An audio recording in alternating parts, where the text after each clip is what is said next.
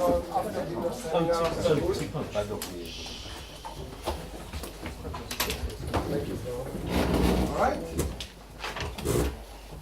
Okay. Thank you, Giulio. It's a pleasure to be here. I mean, the first time I am on this side of the room. It's cool. It's a bit intimidating, actually. Many of you. All right. So I asked a bit around what people wanted to hear.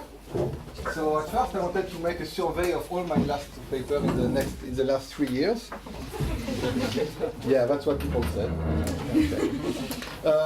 And so then I asked, so what people asked me is, can you make a replica computation? So, okay, yes. So, okay, now of course I will not do this, right? Because it's a bit, so I thought, let's do something simple that you can all follow. You know, we can chill out and then we can drink. So we'll make a replica computation with rigorous methods. So thank you. And you will see it's actually easy. I want to do this because it's actually, a very simple case. I think it's instructive because you see how this thing can be derived in a slightly different way. It basically follows some of the stuff that Mark Nezar has said, and also I think that there are many people from, okay, who here is not really a physicist?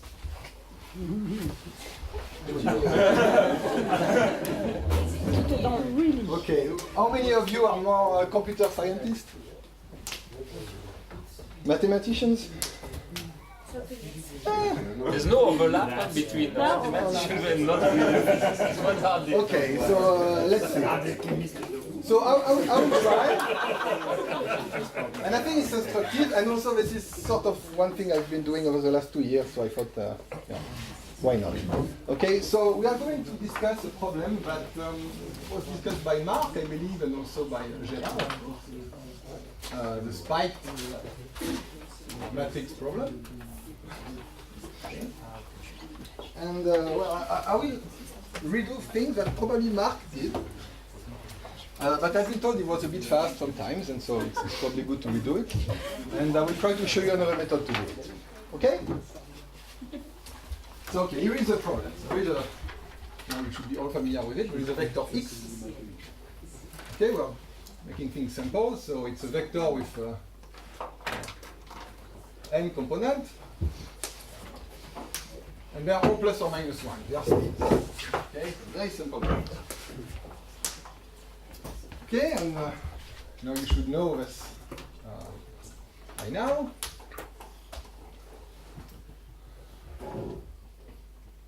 So what you are doing is observing a matrix, which is a rank 1 matrix X transpose, and you add a symmetric matrix W. Okay? But the spiked matrix model. Who is not familiar with this?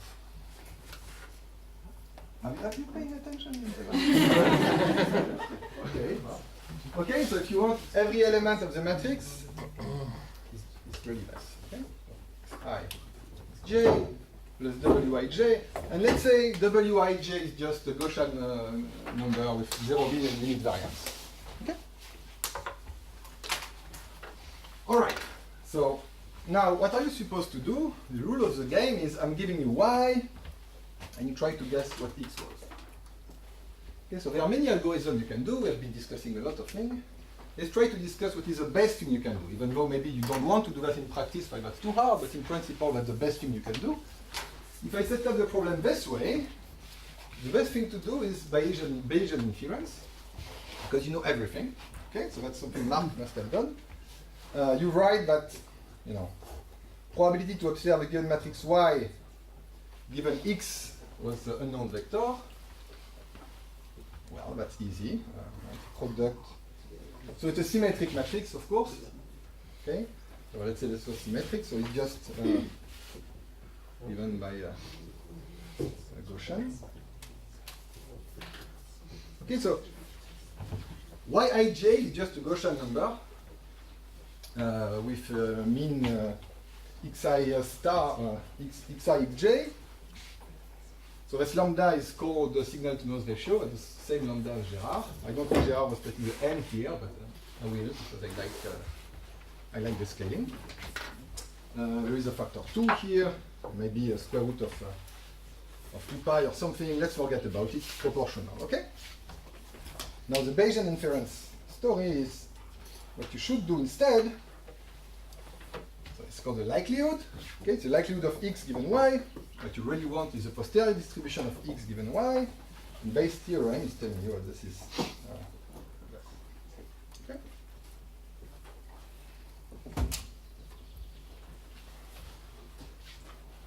Fair enough. All right, so let me slightly rewrite this in a more statistical physics way. So what is P of x? It's for the prior information. The prior information here is basically that x is one of the 2 to the n possible vector plus or minus 1. Okay, so it's not a very strong prior information. So how it looks.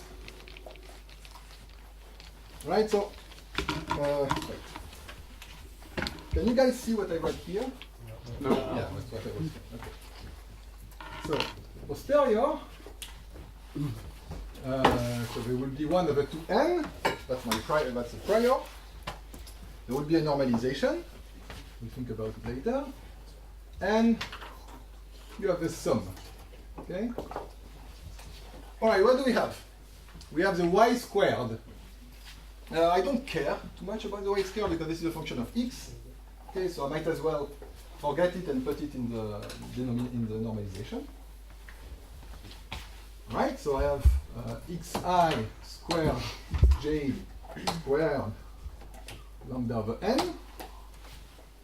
There is a minus here, correct? Over 2. And there is a cross term, square root of lambda n, xi, xj, yij. But what is yij? Well, yij is this, okay? But yij is not, that's not for any part x, for x star, right? And x star is a true one. Okay, so x star is a true one you want to know from y. Put some stars, yeah. So I don't want to keep the y. Instead, I will write everything just in terms of the stars and this variable here. So what do we do? So let's hope I'm not making a mistake. I will check the.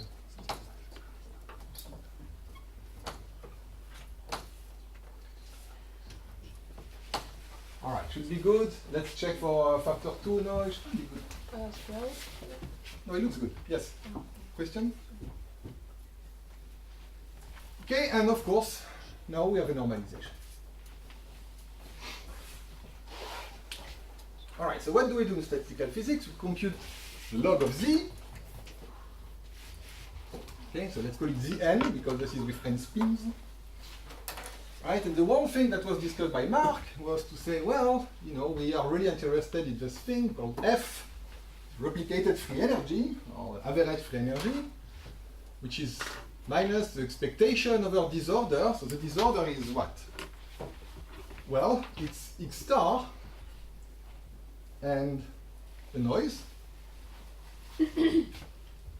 of the log of z over n.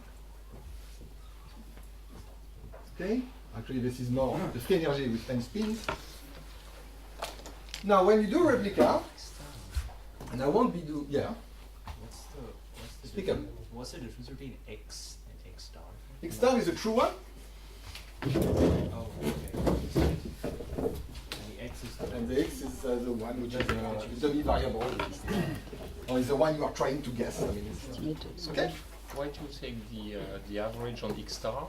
Why did I? Why do you take the not the average but the esperance of x star? I'm averaging over disorder, of course. Right. This is a disorder. Okay. Okay. Disorder problem. I'm making an average. Right. So you will have. So if you compute the z, let's write everything. Zn, it's something which is defined for a given x star and a given noise. It's just sum over all set of x of 1 over 2n this is Zn. But if you compute the partition sum for one given problem, it depends on the disorder. Okay, then you take the log, you divide by n, then you take the expectation.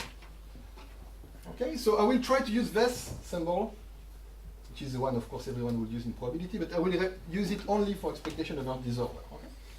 Yes? So, as I understand, you're not given the x star, right?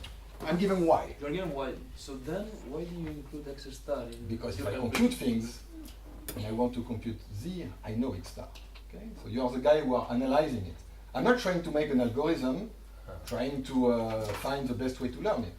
I'm just trying to compute the posterior. Okay? Posterior distribution.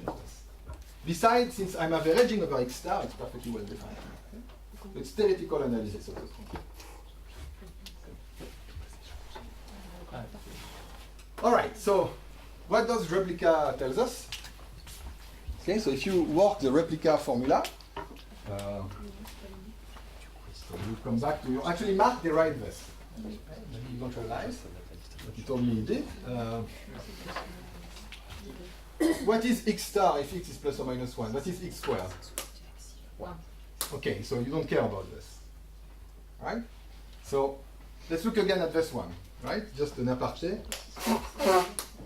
What do we have in my exponential? So again, the y square I don't care. Because I will sum over x. The x square I don't care. Because it's 1. So the only thing I really care about is square root of lambda n xi j yi j. Right? Let me write it even this way. That doesn't look familiar? No? Okay, let's rewrite it another way. Exponential, so let's call square root of lambda beta. Let's call xs. And let's call yij divided by square root of njij. Okay, this is a spin glass. It's a spin glass where J is not entirely a purely IID random matrix, but is a spike problem, and this is called the planted spin glass. Okay. I know Mark did it. Okay? So.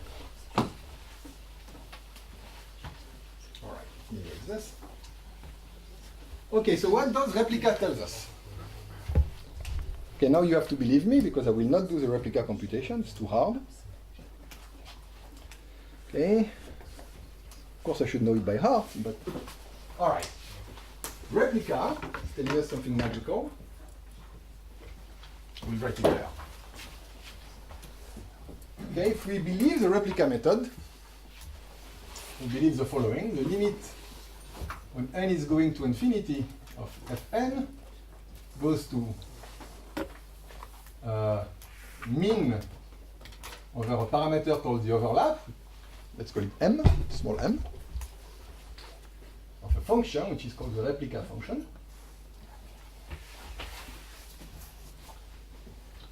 Rs is because it's a replica symmetric function in this case. And this is how it looks. Okay, Rs of m is minus expectation over now x and w, but not x and w as matrices, as scalar. Okay, so the scalar x distributed with the right distribution, a scalar variable w distributed as a Gaussian of log of expectation over x of exponential. So now you have something kind of funny.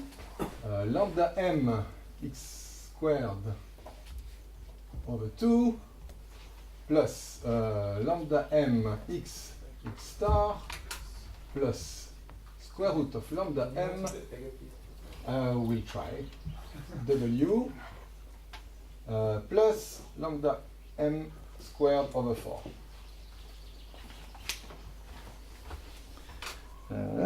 Checking my signs. All right, so this is what the replica method tells you. Okay, it looks scary, but it's not. Okay, this is a one-dimensional integral. In fact, if x is plus or minus 1, it's not even an addition unit. That's a hyperbolic cosine. Okay, so it's the sum of this with x plus and x minus, not too hard. When you take the log, and then you have again two-dimensional integral. Okay, I mean, you can put that in a computer, and Mathematica will do it for you. And this part is very simple. Okay, so why is this? All right, replica said so, cavity said so, so it must be true. It's a very good exercise to do it. I have some notes if you want to see how it's done with replica. It's a very good exercise. Is the X star is the one in the middle? Or? Yes, I'm sorry. I mean, it's yeah. Good point. All right, questions so far? Yeah. All right, so it's a very good exercise to use the replica method and do this. Okay, you take z to the n, you compute the average of z to the n, you send n to 0, and you will find this. After some time, I have some notes where it's done, and I can give them to you. But I think it's interesting to see how this can come from, let's say, computation without any hocus pocus. Right? Okay, so let's try to see how we can do this. So by the way,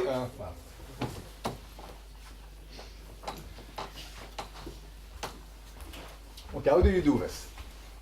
Well, it's not easy, okay? The replica method is here since the 80s, so mathematicians hit their head against the wall for a while, but after some time they gave us some tools, so we are here almost 40 years later. Maybe we can try to make a principal computation. So this is how it works. In order to solve this problem, we are going to solve another problem, a much simpler one, okay, because this is too hard. So instead of this, for a while, let's consider a much simpler problem. You still have your x star, but now I'm not giving you this crazy rank 1 perturbed matrix something. I will give you something nicer. I will give you a vector y tilde, which is, square root of lambda prime, another parameter, times x star, plus a vector, which is again II digression.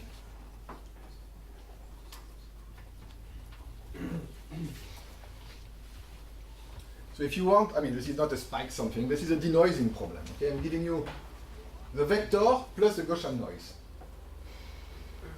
So that looks like a simpler problem. In fact, it is. Okay, so let's try to solve this problem and see what is the free energy for this problem. Okay, so we have to do exactly the same. It is P of x given y tilde. Okay, and we have 1 over 2n. There will be 1 over z, and let's call it den for denoising, because, yeah. Why do we care to find the energy in this case? Good point. Because I like free energies, and I don't care about this problem, and it's just a tool to compute the free energy of this problem. Why do you want to get the energy for that problem? That's a very good question. Right? In fact, a priori, you don't care. What you would like to know is what is the best possible error in the construction, or when it is easy, when it is hard, and something. As you will see, this can be read off from the free energy. Okay? That will be something for a trivial statement for physicists, but it's not. But you will see it actually comes out of it. Okay? So let's compute the free energy. The average free energy. Right? For a while, trust me that this is useful. All right, so for this problem, this is how it looks. Sum over I, so it will be the same. I will do exactly the same, so, but it will look a bit nicer. Okay, I don't like lambda prime, so let's call it lambda m. Okay, I call it like this. Ah yes, I use m there. Must be a coincidence. Maybe not. All right.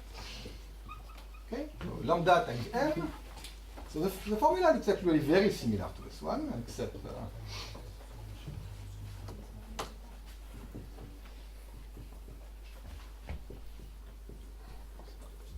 and Ci.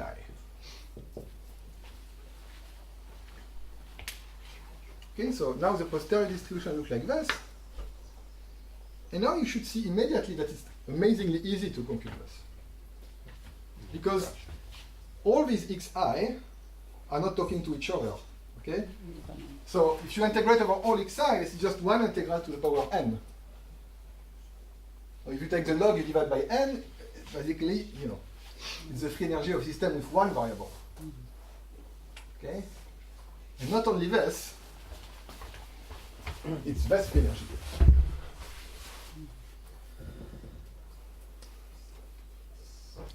Right? We don't get this, all right, but how hard can it be? I mean, come on. Lambda m squared over 4. I mean. Right, so that's interesting. So this problem has a free energy, an average free energy, which is exactly given by that. And by the way, for any value of n, okay, it's not even an n going to infinity statement. I mean, because the problem is decoupled, it's true. Okay, so that's interesting.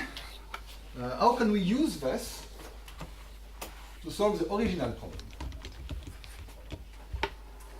So there is a trick which is due to Francesco Guerra, and it's called the interpolation method.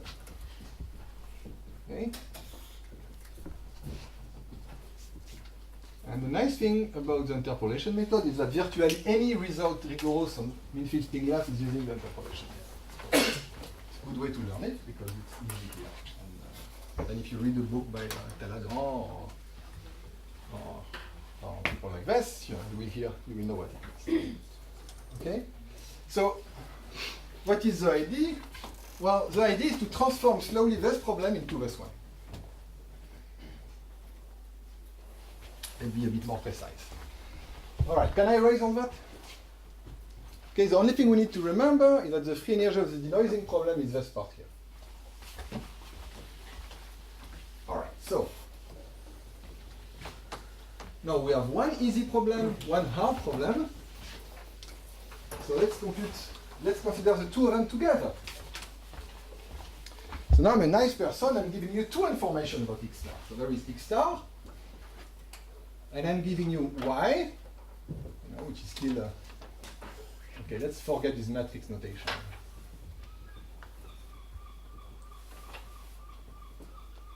Okay, I'm giving you both the matrix and the noisy vector.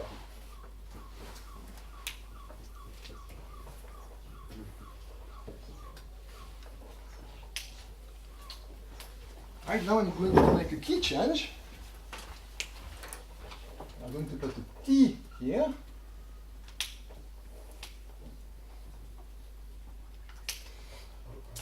And a 1 minus t here.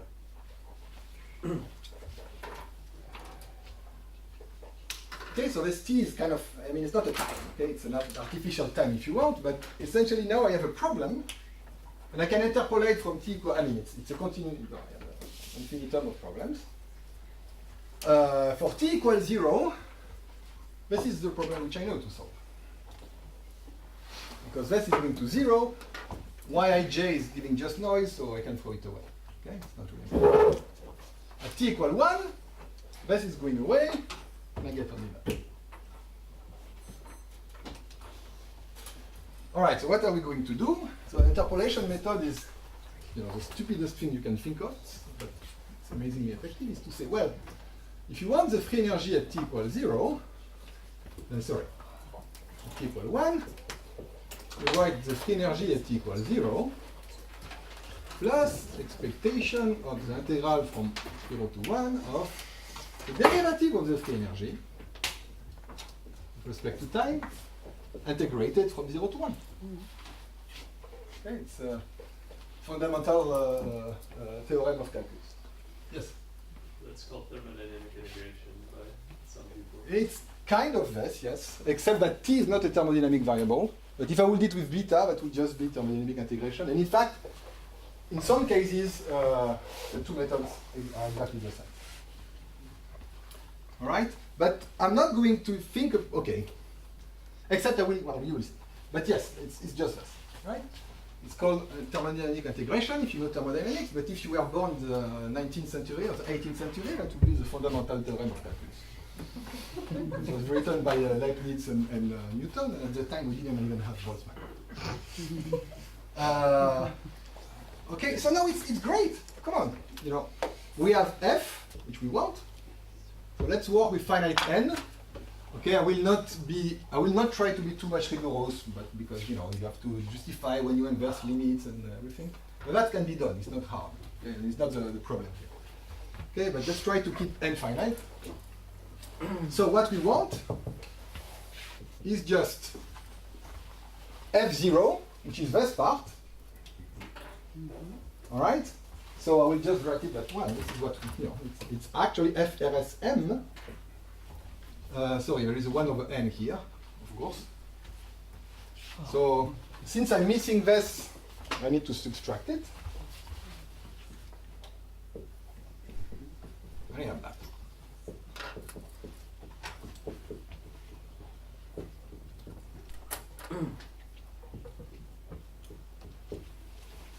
Okay, so wouldn't it be marvelous if we compute this, it ends up being equal to lambda m squared over 4?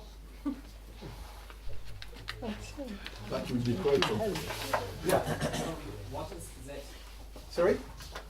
The Z.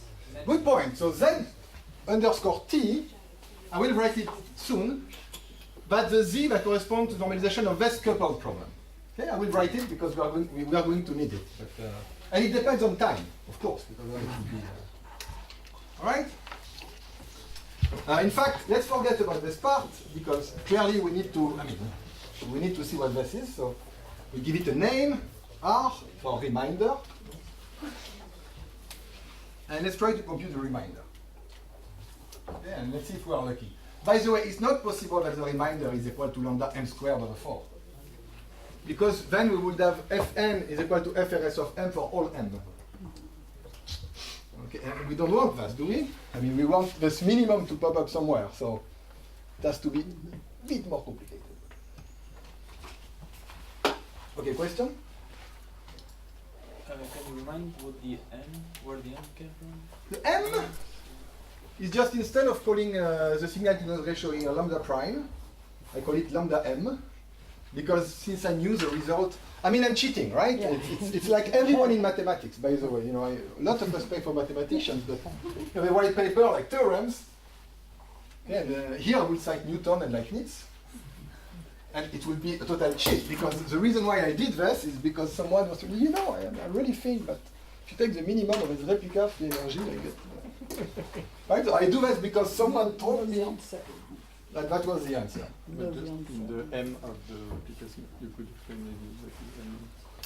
Well, in the replica method, this M is... all right, no, but I should do it because it will appear in the some way. This is supposed to be the free energy with fixed value of the overlap between your guess and the truth. Right? If you want for the specialist here, this is the Parisi-France potential. If you So this M is supposed to have a deep meaning in the replica method. It appears because you introduced at some point a delta function which you want to fix the overlap and you exponentialize the delta function with Fourier. I mean, you will have to do this stuff to understand. And not only this, but the replica method is also telling me that M star, the minimizer, is supposed to be the overlap between the average value of X under the Gibbs measure and X star. Okay, that's kind of a big statement. Okay, so we would like to see this again. Right, and by the way, so someone asked me why do we care? The reason why do we care is because the minimal mean square error, so the best quadratic error you can do in reconstructing the problem, it's easy to show that it's 1 minus M star.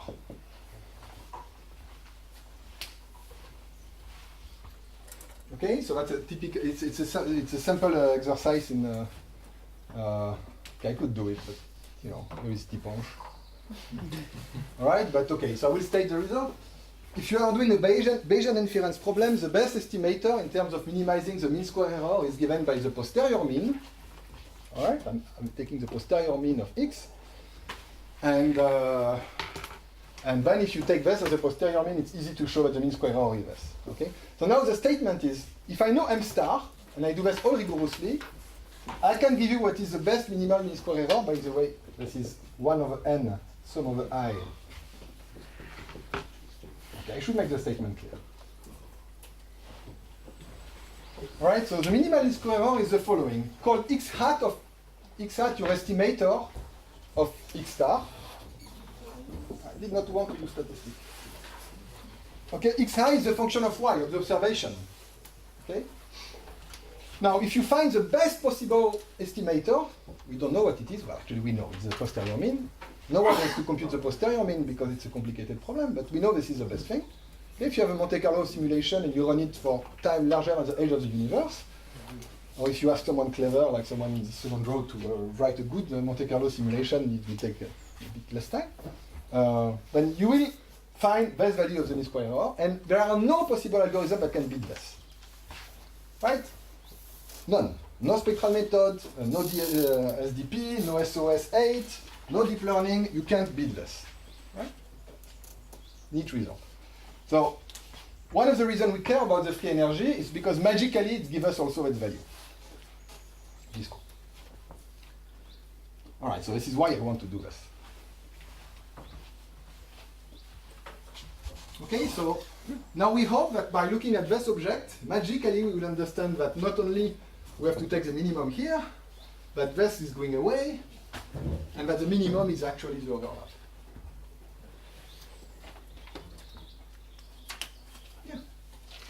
That's good. Questions? Okay, now we go to the boring part. And if you think that was boring yet, I'm sorry. Because I need to compute something. And so, okay. And so we come not only to the boring part, but the part where I'm going to think, oh, there is a minus and there is a plus. And, okay, so but let's try to do it. So yeah, what is ZT? Yeah, anything? So You saw this in Santa Fe, come on, right? Yeah, no. So about this question of how you would come up with this comparison without having the replica calculation in advance. So for kind of more primitive interpolation arguments to these Gaussian comparison things, we know you can kind of guess by comparing covariances of your processes or something like that. So is there a way, I mean, can you give a pretend story of how you could... For most problems, this is a good start. Seriously, I mean... But I don't know. I mean, I have never seen someone derive using. Well, it's not true. Okay, I'm a physicist, so let me answer. Okay. Look, physicists are great. They know the answer. Why do you want to think? And we were just telling you the answer. Now I'm even telling you how to prove it, and you're complaining. What more do you want? Yeah. I don't know, that's the way I do. I do the replica and then I try to prove it, and if it's too hard, I ask someone. In this case, we'll see it's good. Okay, let's compute. I know. Of course I should have said this. Okay, so what I present is coming from a work which is due to myself, jamming Xu and Lankas Deborova, and another work by myself, Ahmed El Alawi in Berkeley, and Michael Jordan. Okay, so these are two papers, 16. The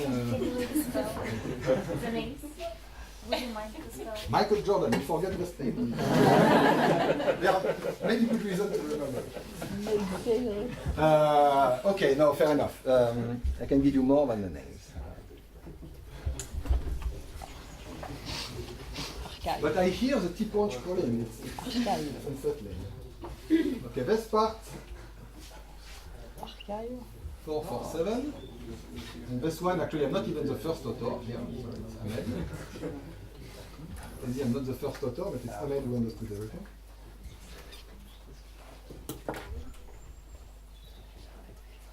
Okay, it's on archive.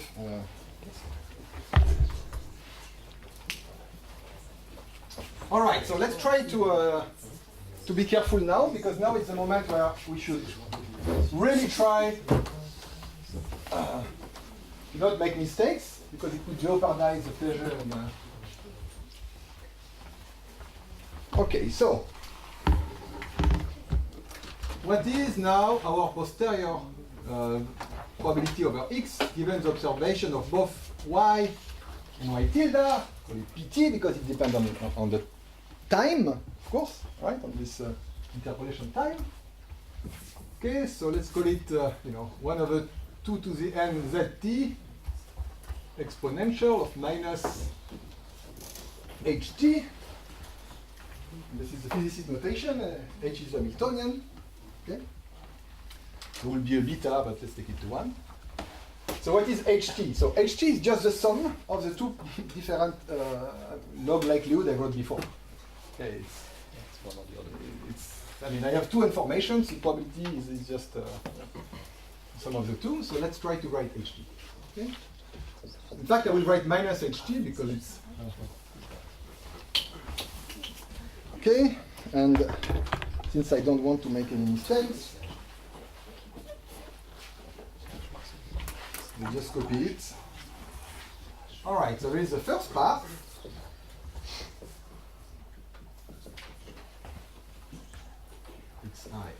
I xi star minus lambda m 1 minus t over 2 xi squared. So this is the part from the denoising problem.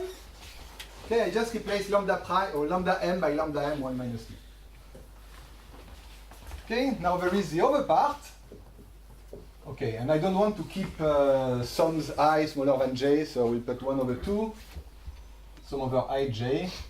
Okay, you might complain that I'm counting twice the diagonal, but since it's sub-extensive, it doesn't matter, and you can justify it if you want.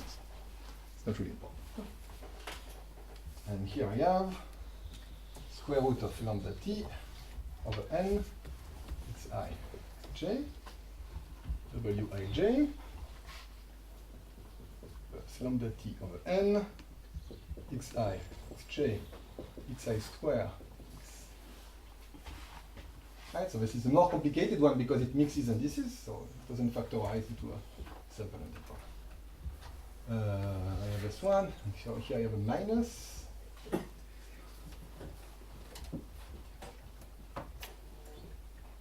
Okay, so that's also what I wrote before, except now lambda is lambda t. Okay, now we need to compute this crazy thing. We need to compute the log of this, which is the sum of all this, and to derive it with respect to t. Okay, that sounds like something that will give us a horrible expression, but it's not. Let's see, for instance, if I have this term, okay?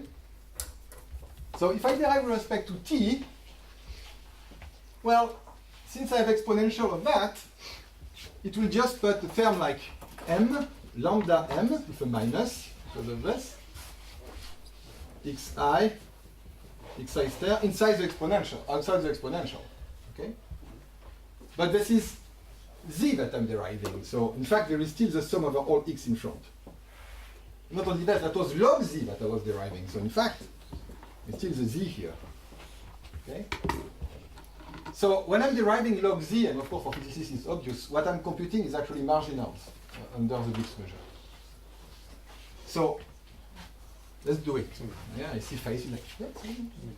Okay, so for instance, if I have something like this, okay, sum over x.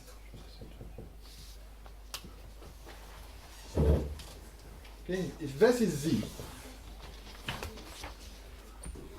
it's clear that the derivative of log z with respect to t will be 1 over z, sum over xi minus xi exponential minus xit. Okay? This is the definition of minus xi taken in the Gibbs average. Okay, we'll call, since it depends on time, we'll keep it. So it's not so hard actually. Whenever I will be making a derivative here, I will have some of these terms that will pop up, and I will have a Gibbs average. Okay, so This remainder is exponential. It's the expectation of an integral of a sum of expectation under the Gibbs measure. Okay, now remember, any expectation denoted like this is with respect to disorder. Any expectation denoted like this is a Gibbs expectations over exponential or something. Is it clear, this part? Yeah. Yeah, of course. In fact, if I would note it like this, you would be even more happy. All right, so that's not too hard. Okay, now of course, please do the computation because otherwise, okay. But so this is how it reads. The remainder is there is the expectation over disorder. There is still the integral, but otherwise, sorry. And again, I will try not to make mistakes. So I will cheat. This is what we have. Sum over I, so it's easy. When we derive this guy, let's start with this one. We have lambda m over 2. There is an n that was there before, remember? And then we have average of xi. I'm deriving this guy, right? So average of xi squared. There is a minus sign here because if you remember, inside the expectation, I had minus derivative of log 0. Okay? Right? We have this one plus lambda m average of xi times this divided by n. And then you have the ugly one. Okay? Unfortunately, when I'm here, the time is inside the square root, so it's a bit more annoying, but okay, what can we do? Lambda n 2n square root of lambda m 1 minus t. And here we have something which doesn't look great. I mean, it's a product of the expectation of x with the noise. Not really too happy about this one. Okay, and then all the rest. Okay, this one is easy.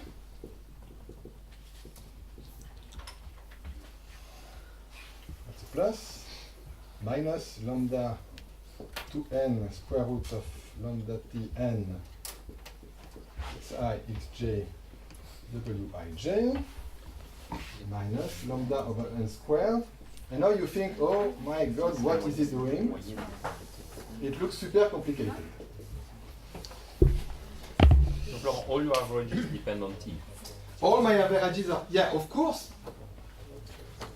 Which is, by the way, the problem because I have no idea how to compute this here. There is a dt here. Record me. Yes. And the integral here is over dt. No, and that's the point. They are all in the... Okay. So there is no way this thing is just lambda m over 4. Right?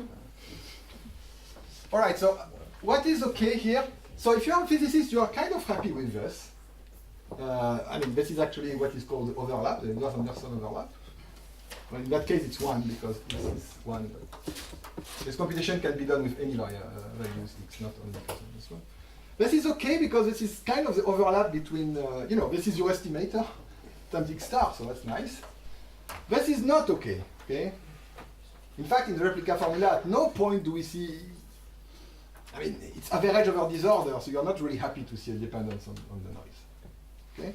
Same here, that's kind of fine, and this one is not nice. Here it's even worse. I mean, also you have some t dependencies here, explicit ones. This guy is not even, I mean, that looks okay. I'm summing over I divided by n, okay, it's O1.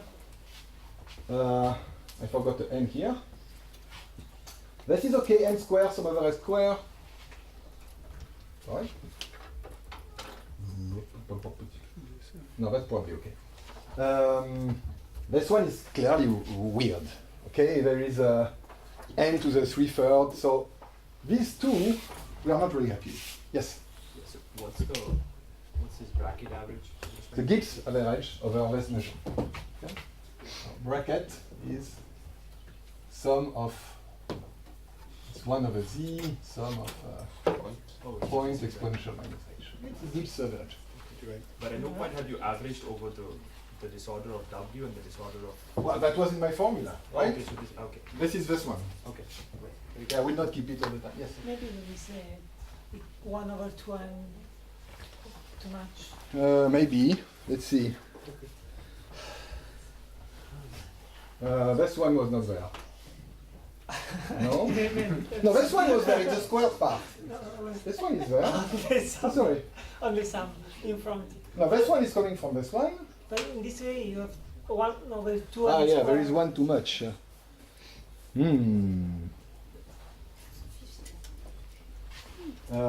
Good point. Good point. Good point. Okay, we shall see. So, okay, with this one you're happy, and you are saying that here is not there. Oh no, here it's there because of the square root. Okay. When I derive the square root, and in fact I probably have it's the same reason why there is one here. Yes? No, okay. Okay, so it's there, but it's not. The problem for me is the first one. This one? Oh, this one is because it's there. Yeah, but the one in front. Oh, it's because of this one. And the end? Because of The n is K because the free energy is divided, denominator. is log z divided by n. Okay, so this n multiplies every Yes. one. Very good one. Right, so this is the only one that really is so here is no n. Yes. Yes? No, there There is no, there is this n here, and yes. this one is coming from there. Okay. I told you that was busy. Okay, we have one more line and then everything magically simplified. Hopefully. Okay, so now, we need to get rid of this and of that somehow. That would be great. All right, fortunately, there is something amazingly powerful in statistics. It's called Stein lemma. Yeah. Stein lemma is a super powerful identity that physicists never heard about. Okay? If you have a Gaussian variable, the expectation over this Gaussian variable of psi times the function of psi is the expectation of the derivative of the function. So physicists call this integration by parts. Yes, I was sure you would be the one to make this joke. Yes, there is a name for this, and I made the same joke, and I said, how stupid must this guy be? So there is a point why there is a name, because there is something deep about it, believe it or not. If psi is a probabilistic variable, and if this is true, then psi is a Gaussian. So this direction is not totally trivial. Okay, and it's a method which is used in probability to prove something is Gaussian. Okay, but yeah, of course, when I saw that, you have a name for this? No. Yeah. Okay, so why is it interesting here? Because if I switch this average with this one, well, this is exactly what we have here. Right? This is a function. Remember that xi itself is a function of xi, okay? Because the xi is inside the Hamiltonian. So this is a complicated function times psi. Same here. I have a complicated function times w, and w is a Gaussian variable. Okay? So if you apply Stein lemma here, what you have to do is that you can get rid of the Gaussian variable at the price of having another derivative. Okay? So what happens when you compute the new derivative? Well, let's see. If I derive with psi, for instance, I should expect something like square root of lambda m 1 minus t xi to come out of the exponential. Okay? So for instance, this xi here, this average here, you would expect it to become this. And this is what happens. Except if you do it very carefully, you realize that the log, the z here also depends on psi. In fact, what you get is this. Okay? Physicists, you of course all know this. It's when you derive with the field, you get the connected correlation function.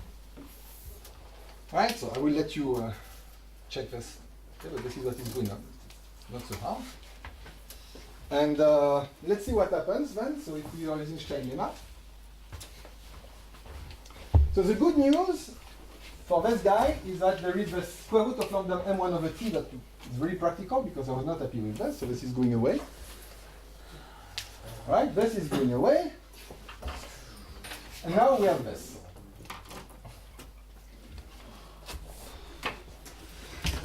Now it's even better because this is cancelling exactly that. So we are left with this guy. So in fact I can erase everything. The only effect, I'm so glad I have the whiteboard because you can do this. The only effect is to do this. Change the color. Okay, takes and the same here. This guy will magically disappear, and it's this one with the square outside. All right, so please redo it. I mean, it's not so hard, but you have to do it, otherwise, take my word for it. So that's much nicer. Right, and that's the beauty of Stein-Lemach. And they see also why physicists really like to work with Gaussians. When you do the replica, well, you are using the Gaussian integral all the time, so it has to show also in the mathematical approach, and it shows in the Stein-Lemach. Okay, it's really important that this is Gaussian. All right, and now we're basically done. Okay, because if you regroup everything, aha. We are basically done, but I don't have replica yet, okay? It's too bad if we don't have replica. So let's introduce replica. Well, it's boring to think of the average of x squared as just a square, right? You could think this of its xi in one copy of the system times the average of xi in a second copy of the system, right? If I copy the system twice and I compute the average and multiply, if you're a boring person, you will think that it's a square. But if you're a physicist, you think, no. This is the overlap between two identical replicas. Okay, so of course we are going to do this. So this part is xi in the replica 1 times xj in the replica 2. Sorry, replica 1 times xi in the replica 2 times xj replica 2, and the same for this guy. It's xi replica 1, xi replica 2. Okay, so if you want, this guy is replica 1, this guy is replica 1, and believe it or not, but the star. But the average was before taking square. Yes. The what? You kind of the average was out. The square was outside the average. Yes, but now since they are two replica independent, okay, I can put them inside. You can separate them afterwards if you want. So if you want, my Gibbs average now is the Gibbs average about two identical replica. Since they don't talk to each other, they are independent, but I put them inside or outside, it doesn't matter. Okay, but indeed, it's a matter of notation. So it sounds like a crazy thing to do, but there is a reason why I do this. Okay. First of all, I do this because if you want to prove a replica formula, at some point you need some replica, you need the overlap between different replica to apply. Okay, so it's a matter of notation. But yes, now that they are two independent systems, I can put them into the same average. Okay, so this is, if you want, T1, 2, if you want, because now this is a Gibbs measure over two replica of the system. All right, now that it is written this way, we are basically done. Okay, I'm claiming that we can, okay, let's define the scalar product between x, between A and B. Let's define it like this, okay, with a 1 over n. Okay, because I don't want to keep 1 over n everywhere. Yes? Don't you need a, I mean, if you take two independent copies of Yes. this, don't you need like a zt squared term in the denominator? Where Yes. has that gone? Yes, you would. Which is not. It's there, because when I had xi squared, so 1 over z sum over I of xi exponential minus something, squared. Oh, this was an okay. All right. It's normalized, so it's there. Okay, so let's try to wrap this up. All right, I'm claiming that this can be written much more nicely. It's xi1. Okay, so that it's x1, x2 minus m squared. All right, let's see. So if I develop this, there should be a lambda here. What do I get? I will get a x1, x2 average squared inside, so that this part. There is a minus, so I probably want a minus here. Okay, it's probably something like this. So let's see if it's correct. Okay, I will have x1, x2 squared average. No. x1, x2 square average. Do we have this guy?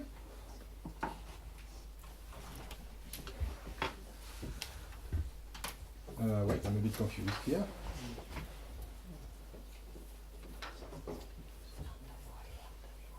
Isn't it the term that we used to last time? Wait, did I oh, that's this guy. Thank you. So there is a 4 and a plus. Okay? You're right. This is this guy. It's this one. Oops. Put the I and j. It's easier if you put the I and j instead of your vectors, you will see it better. Yes, this, indeed. But it will give me one more line. Okay? So it's there. So then there is plus lambda. Okay, so m squared lambda over 4 is not there. So this one I need to remove. Right, and then I have a 2m x1, x2 divided by 4. And it should be, which one is it? But wait, there was I and j and vector product is I. Okay, fine. I got it. Let's do it with the sums. Okay, if you really insist. I didn't say that. All right, all right. Okay. So obviously, if you do it without mistakes, what you find, okay, is this. You know what? I will just write what it is and you will check it. Because it's getting late. Okay, but then we have everything together, so it's not so hard. So this is what it is. Only a fool would need to check this obvious identity. Minus 1/2 x star minus m squared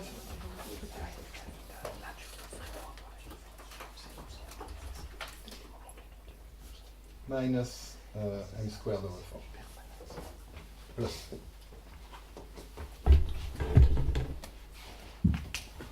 Okay, trust me on this. Oh no, don't trust me, redo it. Okay, it's getting late. I was not expecting to speak at 9:30. This is what it gives. Now, this lambda here, that is amazing because that was exactly what we need. Okay, so the final formula here, I will just leave here this one if you want to put it. Final formula.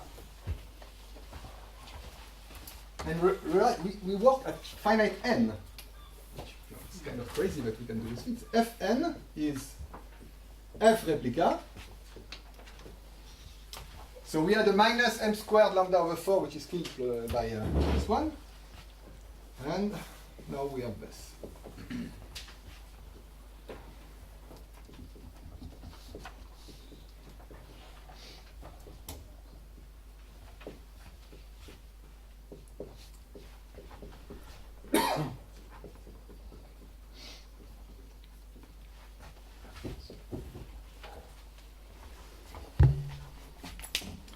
All right, that was a bit boring, but okay, at the end the formula is not so full. Now, of course, now we would really like these two to cancel. And it sort of makes sense if you believe in physics, right? Because physicists told you, well, m star, you know, the magical value that should be there, is supposed to be exactly the overlap. So if the overlap here is concentrating on M, that should be 0 at all time. And if it so happens that the overlap between two copies also concentrate on the same thing, that will also go to 0. So these two will be 0 and we will be done. Okay? But we don't know this, right? So we stop here. It's an open problem. And I was expecting more love. Yeah. Okay, you have too much confidence. Of course we don't stop. All right, so now the bad news. Okay, so now we take away the physics hat and we take the probabilist hat. Okay, probabilists are very weird people because they don't believe in equality. Right? They only believe in something being smaller or equal to something else. And if it happens to also be larger and equal to the same thing, then they are happy. Okay? But they never consider equality as an option before. So maybe we can try this. All right? After all, this is positive. But this is negative.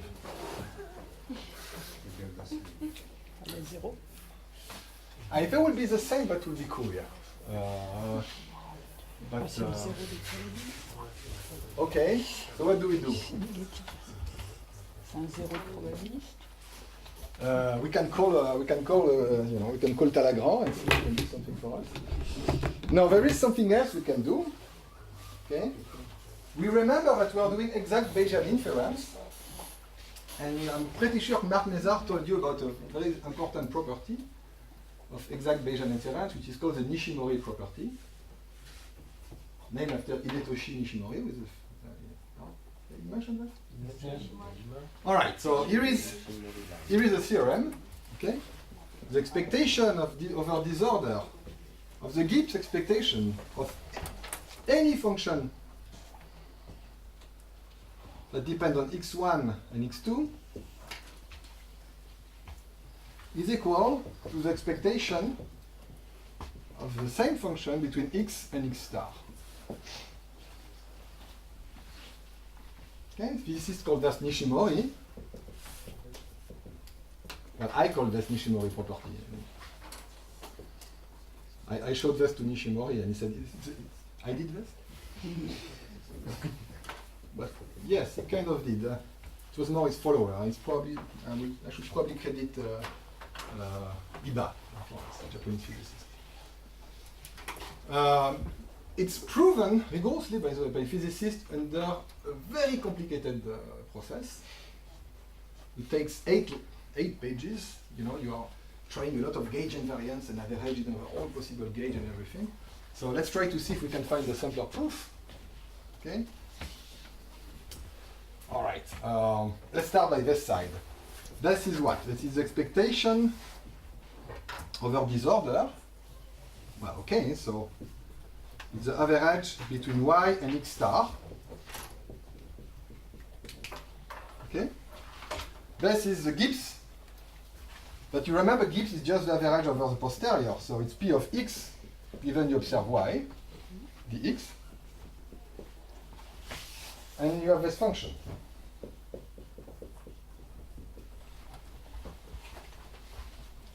I just wrote explicitly what it is. All right, now I'm using Bayes' theorem. This is just P of y times P of x star given y. It's not even Bayes' theorem, actually. P of A and B is P of A given B times P of B. And this is Bayes, if you want. Right? Now, I use Bayes. Now I can replace this by integral over dy P of y, integral over dx, x star, sorry, P of x star given y. And I just use Bayes' theorem. Now, that is expectation over y. And now you see that x star is a dummy variable. And so is x. I might as well call them x1 and x2. No? x1, x1. This one is x2, x2, x1, x2. And this is it. That's at the end of the proof. Right? So now when I showed this to my friend in mathematics, he said, you are complaining that we give name to Stein lemma, but you give a Japanese name to Bayes theorem. Which is true. But I want to take a revenge, by the way, I mean, because the person who wrote Bayes theorem before Bayes was Laplace. Okay, so the British stole us from us. So, you know, I'm tired to fight for Laplace, so let's settle for Japan instead. So that's a very useful property. And notice that this is true because I'm using as a posterior measure the same thing as the way x was decided. So this is a property that you have only if you're doing exact Bayesian inference, that you are really applying rigorously exactly Bayes theorem. Okay? All right, if I do this, then you see immediately how this change up there. Because this and that are just the same. Okay, can I erase Nishimori? No? All right, so ID number 1, we're close to the end. Okay, ID number 1, we use Nishimori. And we have Fn is equal to FRS of m plus 1/4 something minus 1/2 the same thing. So it's like minus 1/4 something, which happens to be positive. Okay, so it's minus something which is positive. Therefore, now we have an inequality. All right? We have Fn smaller than Rs of m. And this is true for all m. Okay, and in particular, Fn is smaller than the mean. And we have our first bound. And what is very nice is that it's a bound that is valid at all n. It's not even an asymptotic statement. Okay, so what this is essentially what there is in this paper. Okay, and then we, took us some time to find the second bound. So we first did a paper with our friend in EPFL, and we managed to prove the converse bound. We have a paper which is like 40 pages. And after that, a simpler proof for the upper bound, or the upper bound was devised by Miolan and Lelarge in ENS. And so we had to find a better proof, or a simpler one. And so I will show you what we did with Ahmed and Mike Jordan. Because I think it's actually quite cute from the physics point of view, by the way. All right, can I erase Nishimori? Yes. All right, so the first thing was to use Nishimori. Okay, T-Punch is approaching. The second trick is to work at fixed overlap.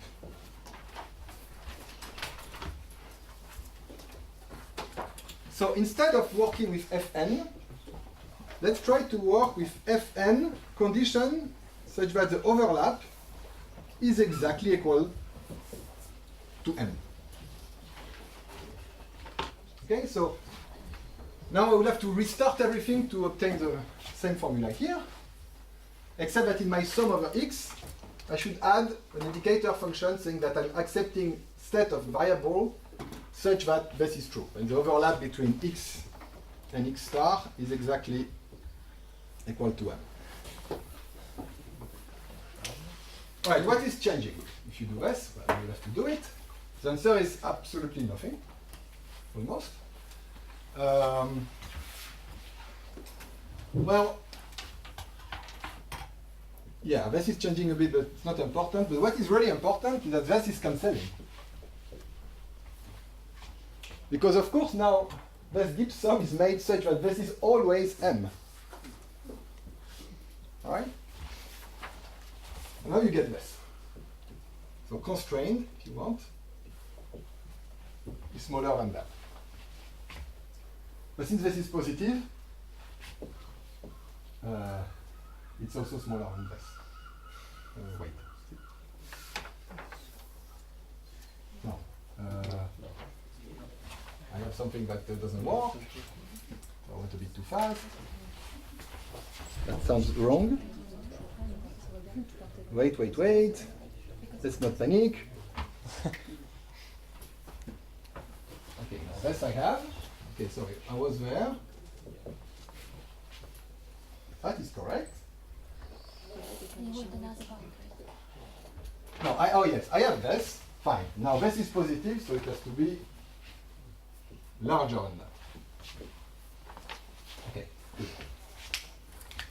I mean, I equal to something plus something, so if I don't put this plus, is this correct? I'm getting tired. Good. All right, now we are basically done. Why? Because let's see what we have as a situation. Okay? So, we have three different curves. There is M. Okay, we have the replica symmetric equation. That looks something like this, maybe. And from 1, we know that all these values are not possible. Okay, this cannot be the true free energy because the free energy is smaller than the minimum of the replica formula. All right, now we also have another curve which we don't know, which is the true free energy at fixed M. But we know one thing about the true free energy at fixed M is that it is larger or equal to the replica one. Okay, so maybe it looks like this. Okay, maybe this is a constrained free energy at fixed M. But is this possible? Right? If you think about the constrained free energy at fixed M, you expect that from the Laplace principle, the minimum value of the free energy at fixed M is the true free energy. Okay, this is a large deviation principle. And if the true free energy should be on the red curve, it cannot be in the green zone. Because the true free energy cannot be in the green zone. So the only remaining possibility, but at the same time, the red curve should be above the black curve. Because we proved it. Okay, so you are left with only one possibility, that they at least correspond in the minimum. Okay, maybe they correspond somewhere else. In fact, they kind of do, but we don't know how to prove. Well, we do, but it's not here. Right? So then now you see that the minimum is indeed the free energy, the correct value of the free energy. And you have proven the replica formula. And not only this. Well, let's stop here. Okay? So this is, see, it's not so hard. And at the end of the day, if I would have done the replica computation, it would have taken me more time. Seriously. So, it's actually quite cute. By the way, if you are worried because I did a spike matrix, and you wanted a spike tensor, the same proof would work with any spike tensor problem, because the only thing that it will do when with spike tensor of order of even order, because the only thing that will change is that instead of a squared, you would have to the power p. The proof goes to a spike tensor problem. And if you want the even case, you know to do it, but it's more work. Okay, so it's one way to prove the replica formula. Okay, and one last plot. Okay, and if you want to prove that M star is actually the overlap, you need to use the fact that it is a large deviation. Now, when you solve it, when you actually plug and compute what is M star, you can finally plot as a function of lambda what is a minimal mean square error for the matrix spike problem. Okay, and what you get as a function of signal to noise ratio is something like this. This is what you get for matrices. Phase transition at lambda equal 1. And in this case, it's easy. As Gerard told, I mean, in fact, there are many algorithms that works. And in that case, it's easy. That's for p equal 2. And if you look at the same thing for p equals, say, 4, okay, there is a lambda, which I think Gerard called lambda at, and then you have a, sorry, this is a mean square error, right? So I made a mistake. The mean square error is here, It's not better than a random guess. Okay, but lambda equal 1 is decay. And in the tensor case, it's something like this. Now the only difference between the two is that in that case we know of algorithm which can find and achieve this mean square error. In this case, this is a hard case as Gerard told you, we know to compute this. We don't know of any algorithm which can find this value in the polynomial time. Okay, you have to go to this very large lambda, very good SNR in order to use, well, whatever you want, SDP, tap equations, gradient descent. Okay, but if you want to compute the best possible thing, you can use the replica method and you can even use the rigorous version and it works. Okay, I think I will stop here. And unless there are questions, I suggest you get questions on this. Yeah, no, you can, yeah, I'd like to take questions. Question? So maybe I misunderstood something, but so here what you've proven is that you say that there is a first bound of f for finite n, in fact for any n. Yes. And then you say that there is also another bound for again for finite n. And Yes, then the at other end of bound the- is valid only at n infinity, by the way. Come again? The second bound, because the second, okay, so what is true is the following. Okay, good point. So the second thing I proved is that the free energy, the constraint free energy, at value m, is always larger than f and so on. Okay? But then I said something more, you know, which actually requires some work. I said, well, obviously, if you take the constraint free energy and you choose m such that it minimizes it, that's the one you should choose. But in doing so, yeah, that was a large deviation property, so I used Laplace, and this is valid only at n going to infinity. Right? So strictly speaking, the second bound when I use it at n infinity. Yeah, so that was the point because you said that it was n finite, but you Yes. only do it at n. So in this is the order. one which always true. The other one is a bit more subtle. Other questions? Okay, well, that's thanks. Thank you.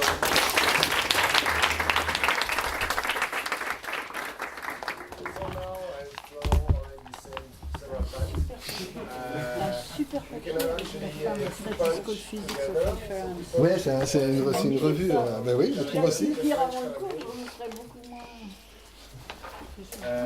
So actually, I had as an idea to go all together to Santiago, to a bar where many of you went already, but it's closed today.